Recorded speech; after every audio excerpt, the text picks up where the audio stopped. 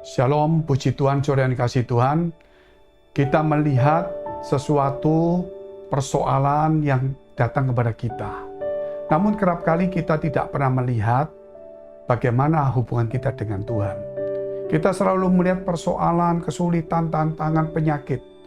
Tapi kita tidak pernah melihat dengan iman kita. Apakah kita ini sudah punya hubungan akrab dengan Tuhan? Oleh karena itu, melalui doa-doa ini, kita harus membangun hubungan kita dengan Tuhan.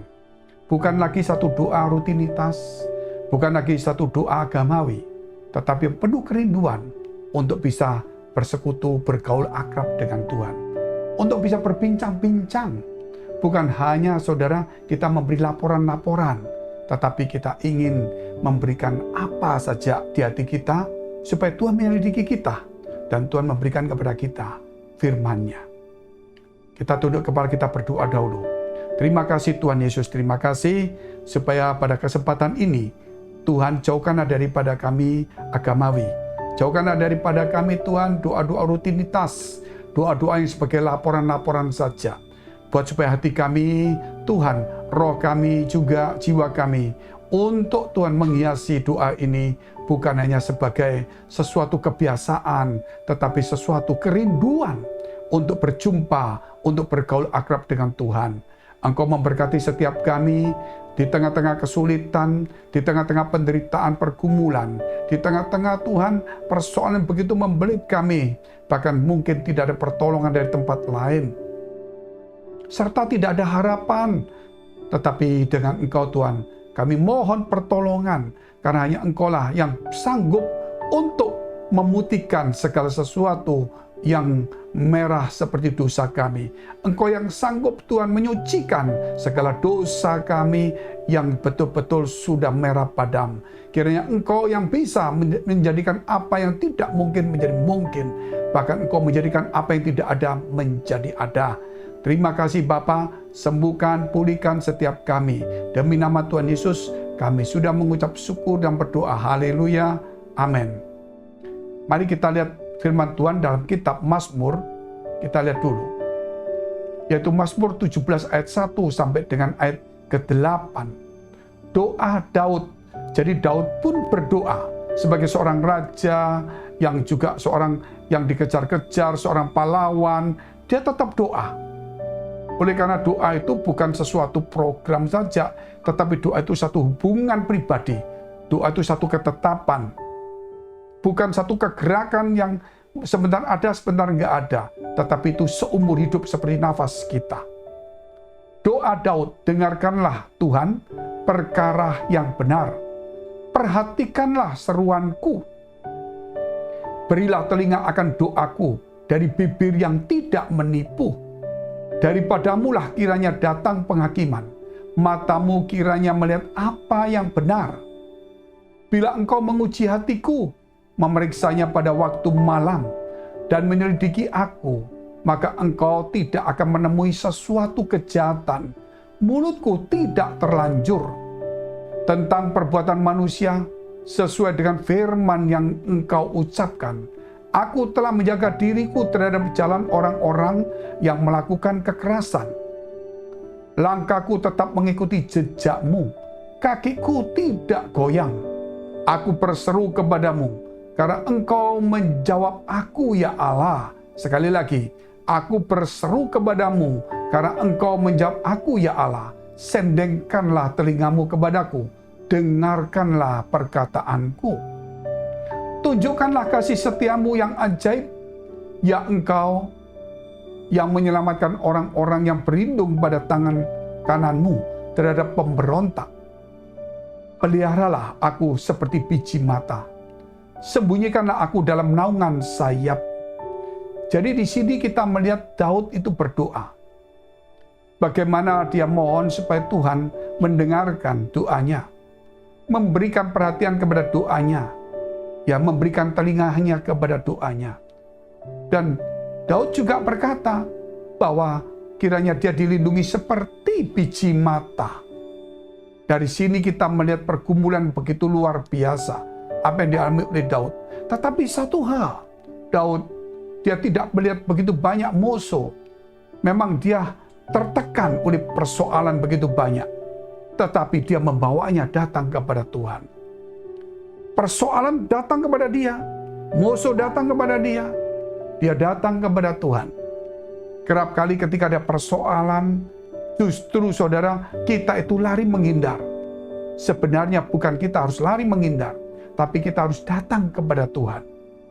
Karena apa di sana dikatakan bahwa di dalam hati kita pun Tuhan tahu. Di dalam persoalan-persoalan begitu banyak orang yang coba mengganggu kita.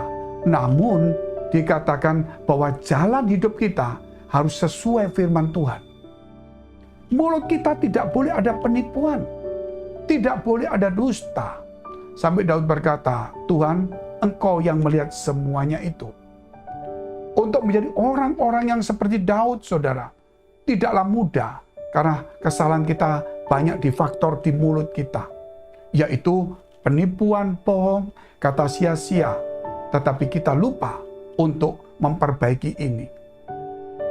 Saya teringat akan satu kesaksian. Yaitu ketika anak saya itu sedang sakit. Pada saat itu saya mendapatkan tiket gratis 3 orang dari Jakarta ke Eropa pulang pergi. Naik Singapore Airlines. Nah, tiket itu dapat hadiah gratis karena saya ada pemakaian kartu kredit cukup banyak saat itu. Namun, saudara, ketika saya sudah mengurus tiketnya untuk berangkat tanggal tertentu itu, sebelum berangkat, hari ketiga sebelum saya berangkat, anak saya demam panas sekali. Panas sekali. Saya berdoa besoknya demam panas sekali. Pada lusa saya harus berangkat. Sudah saya bawa ke dokter, tetap panas sampai 41,5. Saudara, itu sangat menakutkan. Sepanjang malam dia menggigil, saya berdoa, saya kompres. Akhirnya saya tahu saya salah. Yaitu saya mau berangkat pergi ke Eropa, padahal saya ada janji pelayanan di pedalaman di NTT. Pelayanan itu saya cancel demi tiket yang gratis ini. Akhirnya saya berkata, Tuhan ampuni saya. Saya besok akan pergi ke misi. Apa yang tugas saya akan kerjakan. Jalan saya harus mengikuti firman Tuhan. Saya tidak boleh mengikuti kata hati saya dan berpaling daripada Tuhan. Terus saya bicara sama istri saya, tiket itu kalau tidak bisa dimundur, batal, dihilangkan, nggak apa-apa. Saya ikhlas. Dan kemudian saudara, besok pagi anak saya panasnya reda sekali. Turun. Dan saya beli tiket pagi itu, dan kemudian siang saya berangkat. Dan ketika saya mulai berangkat itu, tiket itu diurus sama istri saya untuk pembatalan. Eren berkata, ini hangus. Ya, tapi tidak bisa. Apalagi berangkatnya kan harus malam. Itu kita urus paginya. Nggak bisa. Kita tetap nggak bisa berangkat. Ya, akhirnya kita batalkan semuanya. Tetapi luar biasa. Kemudian si pegawai itu berkata begini, Bu, mungkin ini kesempatan terakhir. Jadi kami akan kasih Ibu 1 kali lagi tanggal Ibu boleh pilih. Selama dalam waktu sekian waktu. Luar biasa saudara. Dan itulah yang Tuhan janjikan dalam hidup kita. Kalau kita jalan sesuai dengan jalan Tuhan dan firman Tuhan, kita tidak seperti Yunus. Tetapi kita tetap komitmen konsisten dengan apa yang Tuhan berikan. Saya yakin Tuhan akan memagarin. Yang hilang pun akan dikembalikan. Yang sakit pun akan disembuhkan. Karena kita komitmen itu. Dan kemudian saya berangkat ke pedalaman dan saya pulang. Selesai lagi, saya berangkat lagi. Saya pulang, sudah tidak ada urusan 2 kali saya berangkat. Akhirnya saya urus tiket itu. Dan kemudian saya tentukan tanggalnya. Dan kemudian saya berangkat. Dan waktu berangkat sampai dari airport Singapura, Changi, saya bilang, wah ini sulit duduknya kok saya di tengah. Tengah itu kursi 4 orang, saya 3 orang. Jadi nggak enak. Lebih baik saya ambil pinggir 3 orang. Supaya saya, istri sama anak, enak nggak diganggu orang. Saya datang ke sana, saya kasih tahu istri saya, kamu minta yang di pinggir. Tetap dikasih tengah, saudara. Saya marah, kenapa dikasih tengah? Tapi orang itu berkata, ini yang terbaik, nggak bisa nggak. Loh, kita minta pinggir, kamu kasih tengah, gimana yang terbaik? Nah, saya jadi jengkel. Pokoknya ini terbaik, kamu terima dulu. Oh saudara, saya jadi pikir mau marah gimana? Sudah marah, dia lebih marah dari kita. Akhirnya sudahlah, saya bilang, wah ini berat ini kalau seperti ini.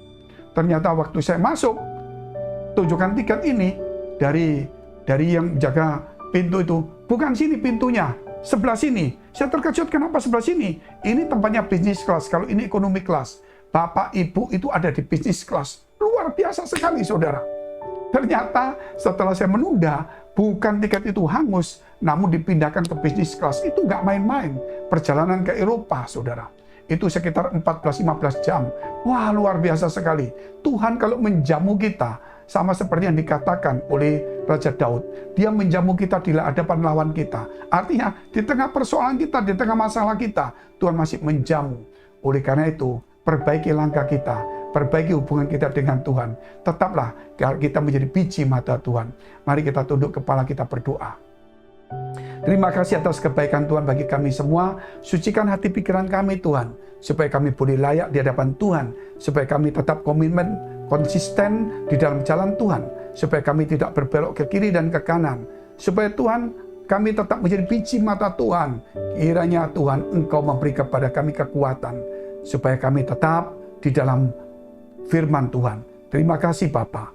Saat ini kami berdoa untuk saudara-saudara kami yang dalam pergumulan. Supaya di dalam doa mereka Tuhan Kau dengarkan. Segala permohonan doa mereka Engkau kabulkan. Di dalam nama Tuhan Yesus Kristus. Mari saudaraku, engkau yang punya beban, punya masalah yang begitu berat. Mari dekapkan kedua tanganmu di dadamu. Tuhan tidak jauh, Tuhan hanya sejauh doa. Tuhan itu dekat. Sesuai dengan imanmu, sedekat dengan imanmu itu. Jika engkau sakit, tumpangkan tanganmu di bagian sakit. Demi nama Yesus Kristus, jadilah sembuh, jadilah pulih, jadilah kuat, jadilah tahir, jadilah berhasil. Biar engkau diberkati dalam pekerjaan rumah tangga, kesehatan, pelayananmu, dan rohanimu. Demi nama Yesus, haleluya. Amin. Sampai jumpa dan program selanjutnya. Saudara tetap kalau masih membutuhkan bimbingan doa maupun konseling, silakan hubungi nomor yang tertera. Sampai jumpa, Tuhan Yesus memberkati. God bless.